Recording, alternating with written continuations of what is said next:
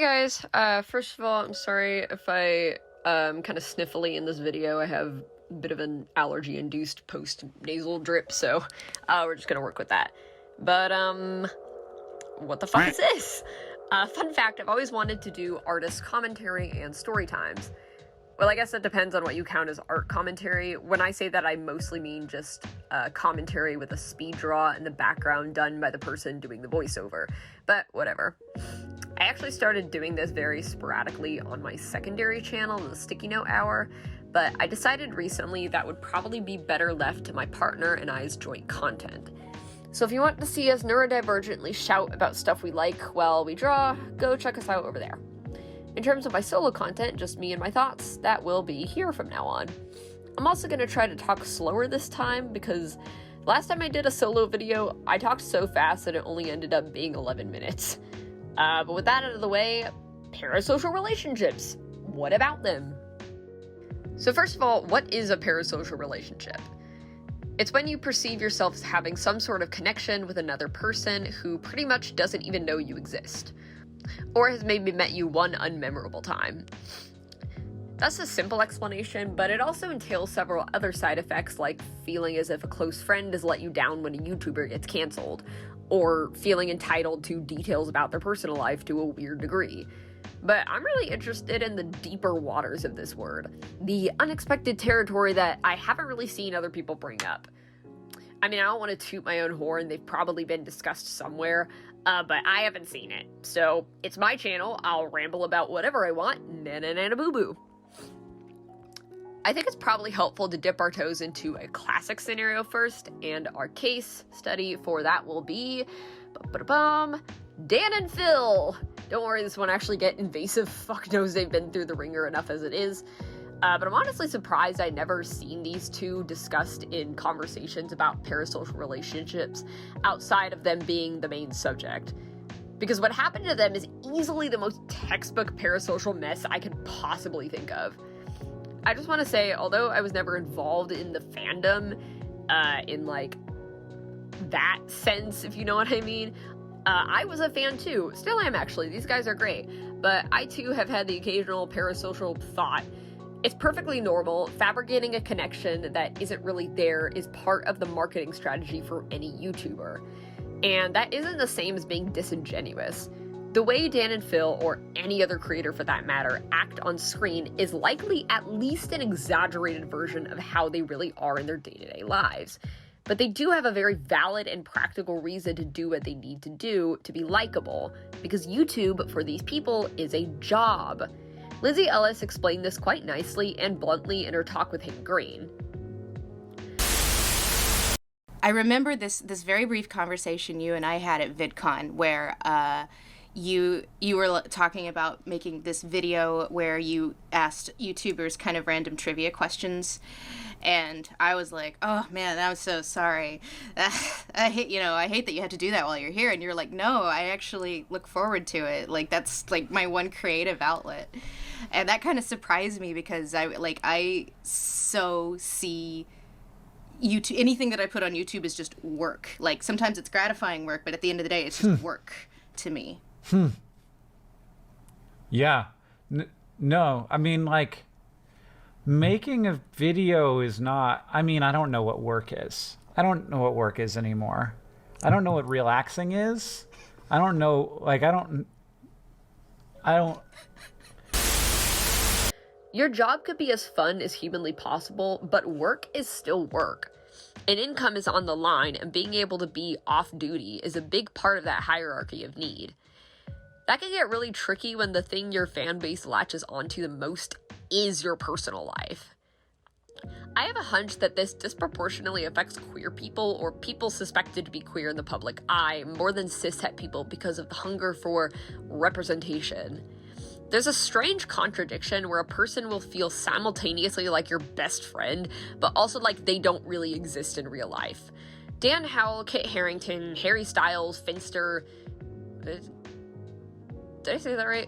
Okay, whatever. And whoever else this has happened to aren't fictional people written by authors who just decide what happens to them. They're complex people with complex lives we know absolutely nothing about. Dan's coming out video where he shared his experiences with homophobic bullying that led to an exit attempt was a really sobering reminder of that. Dan and Phil are really unique in the sense that they do not and will never publicly discuss details of their love lives other than the vague fact that they like men. Romantic relationships are intimate. Yeah, hot take there, Elliot. But yeah, so being committed to setting boundaries and keeping that private when it's difficult to do so is really admirable. Most of the time, the more famous you are, the bigger and more invasive the problem is. But where exactly is that line? Like, that's what I'm interested in. The term parasocial really hinges on the receiving party being of a perceived higher social rank than the perpetrator. How do you decide when that circumstance has actually occurred? It's easy to understand parasociality, I guess, when the person in question has 100,000 or 1 million followers. But what about someone who has like 5,000 or so? That's a lot, but is it really thinking of this person as a friend would be pretty weird a lot? And I can't help but think people who fall within this weird liminal space of prominent enough for others to believe there should be some detachment, but not really prominent enough to rub elbows with the really big guys as peers, are in a strange and lonely position. Usually at this stage, they still relate to regular people and feel like one of them, but people are beginning to treat them differently than they would appear. A really good example of this is a really sweet and awesome artist I know who used to be in a fan Discord with me, and they easily had the most followers by a pretty decent margin. I'm not going to name names or give specific details because this was a relatively private matter, but I remember one of the mods had to have a chat with us because a lot of people were treating this creator like a celebrity instead of a peer. Things like, "OMG, I can't believe you're here," or "I'm starstruck." Not exact quotes, just describing the vibe, but that all made them uncomfortable because they didn't want admirers, they wanted friends. It's important to remember to check yourself with being parasocial, but also keep in mind that a lot of people you look up to online might not be ready to warrant such a label. Use common sense, but don't sell yourself short. A high follower count doesn't suddenly make a person not welcome or even crave new friendships. But that has to actually be what you're doing. You have to actually care about them as a person and want to get to know them instead of someone to boost your own stats. If you do that, then you're a dick. Knock it off. A person who has talked about that phenomenon before that I really like is Twisted Disaster, or Michi as she goes by. Unfortunately, I don't remember what video she said that in, but she has talked about that, so go check out her channel to find it, I suppose. You should just be watching all her videos. Just go watch Michi's videos. Anyway, once we were spoken to about it, that creator turned out to be, gasp in surprise, a relatable person just like us. They just became part of the group, and everyone thankfully forgot about compulsively maintaining this weird hierarchy and just enjoyed this shared interest like any other group of nerds. So before we continue, my lizard decided to start just like rummaging around really loudly, so you might hear that. Just sorry if you do hear that. Alright, so I also have a not so positive and much more serious example of when this line was difficult and actually necessary to define. And before I continue, I just want to say that I'm not discounting the experience of the person I'm about to talk about. What they went through is shitty regardless of the language of which we use to speak about it. Also, just so it wasn't clear, this is where the trigger warning comes into play. So if you don't want to hear about this, just skip to this timestamp that I'm putting on screen right now. Okay, so a while ago, accusations of brooming came out against popular musician Will Wood. I know I'm going to have to censor that for YouTube, but I hope you guys can follow the context okay. These accusations came from a person who once had an online friendship and casual, spicy relationship with Will in the past. They posted several of their text message threads as proof, and I'll be linking those in the description if they're still available. But regardless of whether or not he conducted himself poorly, there was pretty clear, heavy debate over whether or not the accusation of brooming in particular was warranted. Because here's the thing, the person was 18 at the time. They were a legal adult who was able and willing to sell explicit services, which they did. Not saying it's somehow more okay to treat explicit service workers poorly at all, just saying so to emphasize that he was not legally a child nor socially childlike, I guess. That's kind of an awkward way to putting it. Basically, he was not legally a child, and he was clearly very comfortable doing adult things, if that makes sense. So then the main question became, is Will Wood famous enough for there to be a significant power imbalance between him and this person? I don't know how to fact check this myself, but others have vouched for it too, though keep in mind this is definitely very alleged. Will himself stated that he was not really the Will Wood with a capital T at the time. He only had a few thousand followers.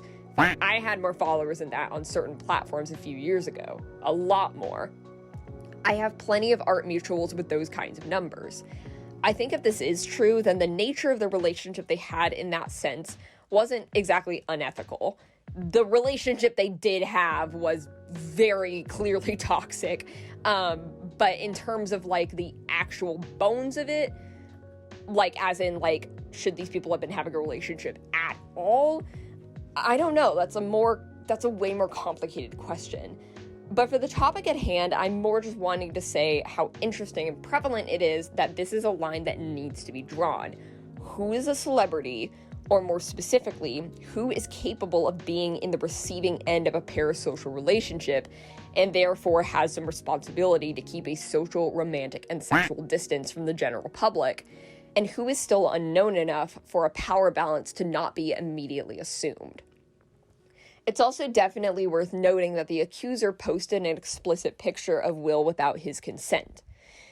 I'm not going to comment on the morality of this, though I'm sure if you've heard about this or even hearing about this now, you probably have already formed your own opinion.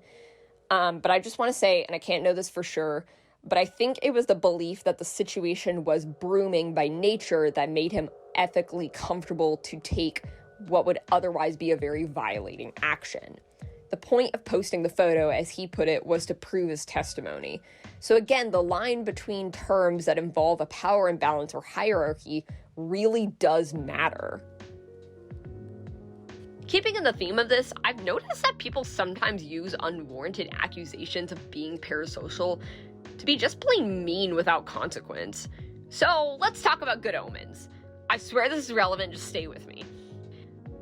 A couple months before season 2 premiered, the unthinkable happened, and possibly the biggest surprise showrunner and co-author Neil Gaiman had in store for us was leaked to the public. He was rightfully, in his own words, furious. He asked for us not to spread it around because, of course, and many people respected this.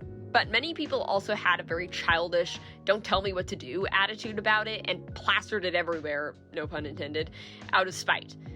These were mainly the people who were bitter about the perceived queer baiting in the previous season, which is a whole other conversation of constant disappointment, mixing horribly with a lack of media literacy, and wanted to stick it to the guy who was responsible.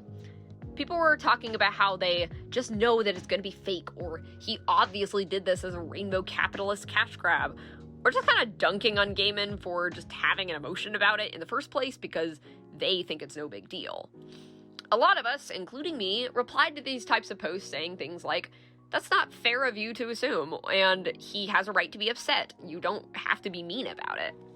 And the general response was something along the lines of, he's not your friend, you're not going to get a reward for licking his boots, you are being parasocial. Okay, since when did combating parasocial relationships include dehumanizing people? I thought the whole point was to protect the fact that celebrities have a desire and a right to privacy just like all of us. Not that they're a different species or something. We weren't defending Neil Gaiman in these moments because we think a famous 60-something-year-old author is our friend or peer, or that we have some sort of personal connection to him. We did so because he's a person.